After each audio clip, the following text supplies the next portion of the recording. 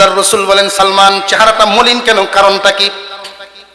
ইয়া রাসূলুল্লাহ, ইয়া হাবিবাল্লাহ, ইহুদিরা এমনি মুসলমানদেরকে নিয়ে একটু হিংসা করে। আমি যে আপনার দরবারে আসা যাওয়া করি, আমার মনিব পছন্দ করে না, এমনকি আমাকে বলছে মুহাম্মদকে বলো পারলে কিনে নিয়ে যাও। আল্লাহর রাসূল বলেন, তোমার মালিকরা জিগায়ো তোমার দাম কত, আমি কিনবো, আমি তোমাকে কিনে নিয়ে আসবো, মূল্য পরিশোধ করে তোমাকে আজাদ করে নিয়ে আসবো, আমার বানায় নিব, বইল তোমার দাম কত? সালমান ফারসি রাদিয়াল্লাহু তাআলা আনহু মনের আনন্দে মালিকের দরবারে গিয়ে হাজিরা দিয়া বলেন, আল্লাহর পয়গম্বর বলছেন যে আমাকে উনি নিয়ে যাবেন, দাম কত আমারে শোনায়া দেন। এখন তো ইহুদি কি বুকা না বাটপা চালাক? মুহাম্মদ তো গরিব মানুষ, এমন জাতের শর্ত দিমু যেগুলো পূরণ করতে পারত না। এক নাম্বার শর্ত, কয়েক কেজি ওজন হয় এই পরিমাণ একটা স্বর্ণের চাকা দিতে হইব। মুহাম্মদ গরিব, এই স্বর্ণের চাকা দিতেও পারত না, আমার গোলাম নিতেও পারত না। দুই নাম্বার একটা শর্ত হলো খেজুর গাছের একটা বাগান লাগায় দিতে হবে, এমন খেজুর গাছ যেই খেজুর গাছটা 1 বছরের ভিতরে চারাগুলো বড় হইয়া খেজুর ধরে পাকতে হইব। উনি না মুহাম্মদুর রাসূলুল্লাহ, শেষ রাসূল, মুজিজা দেখাও, 1 বছরের ভিতরে এই চারাগুলো বড় হইতে হবে, খেজুরও ধরতে হবে এবং পাকতেও হবে। এই 2 শর্ত দিল সালমান ফারসির সামনে।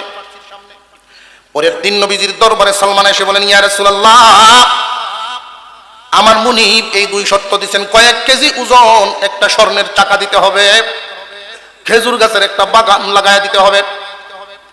এই খেজুর গাছের যে বাগানটা লাগাইবেন, শর্ত হলো 1 বছরের ভিতরে চারা বড় হইয়া খেজুর ধরতে হবে, আবার পাকতেও হবে। আল্লাহর রাসূল বলেন, যাও তোমার মালিককে জানায় দিব আগামীকাল আমি আসবো, 2 শর্তই পূরণ করা হইব ইনশাআল্লাহ, 2 শর্তই পূরণ করা হবে। পরের দিন হযরত ওমর রাদিয়াল্লাহু আনহুর সাথে লইয়া গেছে।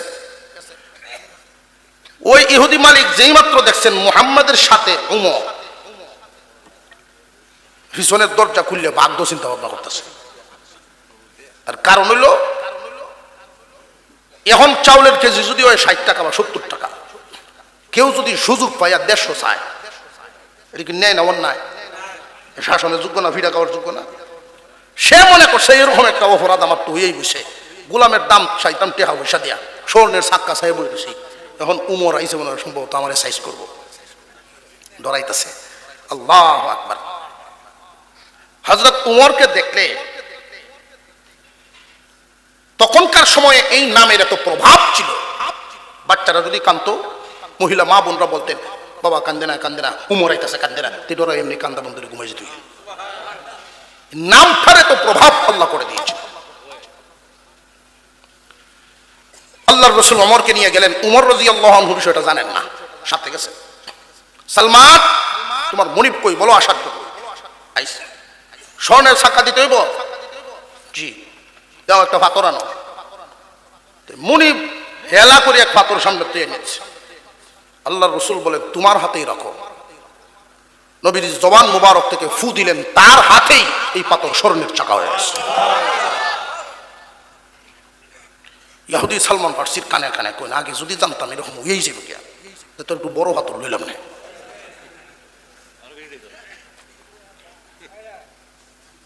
সারা কই, যে সারা রাখা আছে 100 খেজুর গাছ। আল্লাহর রাসূল বলেন, আসো আমার সাথে, কোন জায়গায় লাগাতে হবে জায়গা দেখায় দাও।